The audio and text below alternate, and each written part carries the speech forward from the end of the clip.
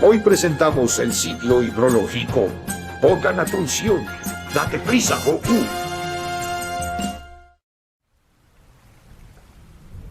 El ciclo hidrológico representa el movimiento del agua entre los mares u océanos, las nubes de la atmósfera, la tierra que conforma la litosfera y los seres vivos. Fases del ciclo. El ciclo hidrológico se compone de tres fases principales. La primera es la evaporación, la cual se realiza en la superficie del mar, en particular en las zonas cálidas. Esta agua, en forma gaseosa, pasa a la atmósfera y forma las nubes, que son las responsables del ciclo de la lluvia en las estaciones. La segunda fase es la formación de nubes. Las nubes son la forma condensada de la humedad en la atmósfera, compuestas por pequeñas gotas de lluvia o pequeños cristales de hielo, cuyo tamaño varía entre 5 y 75 micras. Las nubes desempeñan una función muy importante, ya que distribuyen la cantidad de calor sobre la superficie terrestre y la atmósfera.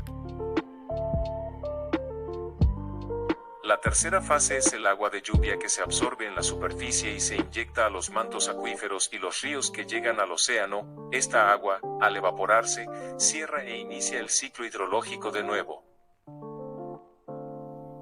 Gotas de información, contenido importante adicional. Es importante mencionar que el agua y el oxígeno son precursores de la vida en la Tierra. El agua es el componente principal de todos los seres vivos. En promedio, los seres vivos están conformados por entre 50 y 90% de agua, dependiendo de cada especie.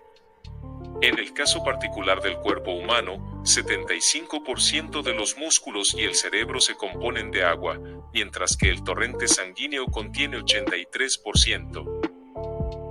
El ciclo hidrológico también está ligado a otros ciclos biogeoquímicos, como el del transporte de nutrientes en el interior y exterior de los ecosistemas, además de que permite que el agua se almacene, purifique y distribuya en todo el planeta.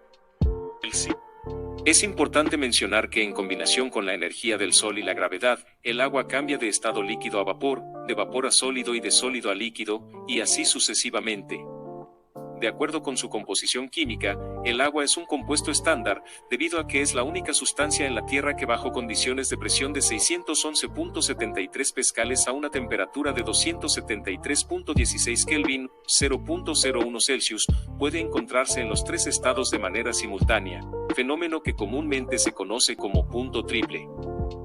Contenido del agua en el ciclo hidrológico. Recordemos que el planeta está dominado por los océanos que se mencionó con anterioridad al inicio del video. Podemos encontrar información de los reservorios, que son los espacios en donde se encuentra el agua, que son los siguientes.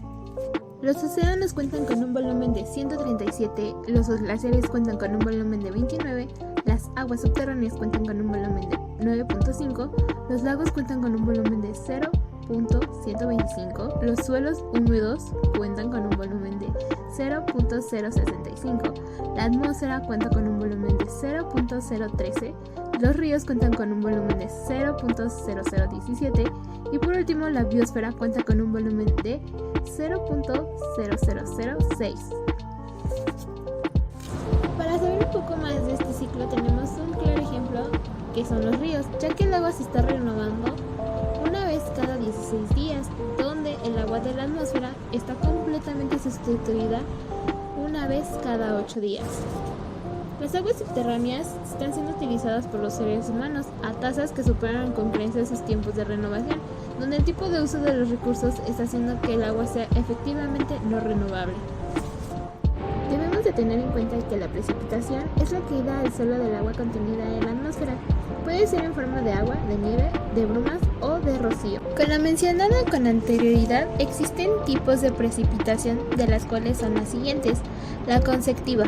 Su función es que tiene una subida rápida de las masas que se encuentran en el aire, atmósfera, y tienen un resultado que generalmente son tempestuosas y tienen una duración muy corta, pero con una intensidad alta. La orográfica, su función es que se relaciona con una presencia de una barrera topográfica, que depende de una altitud, de la pendiente y la orientación. pero también tiene una distancia en una separación con el origen de la masa del aire caliente y tiene una frecuencia regular. Y por último, la frontal. Este tiene un tipo ciclónico que se asocia con las superficies de contacto entre la temperatura de la masa, de la cual tiene un aire gradialmente térmico como los tres frentes fríos que se generan en precipitaciones cortas e intensas, pero también tienen los calientes que se generan con las precipitaciones largas duraciones pero no son intensas.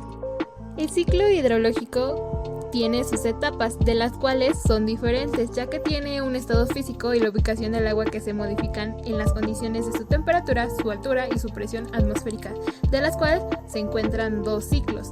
El ciclo interno se define por que el agua tiene un origen magmático y se mezcla con el agua externa.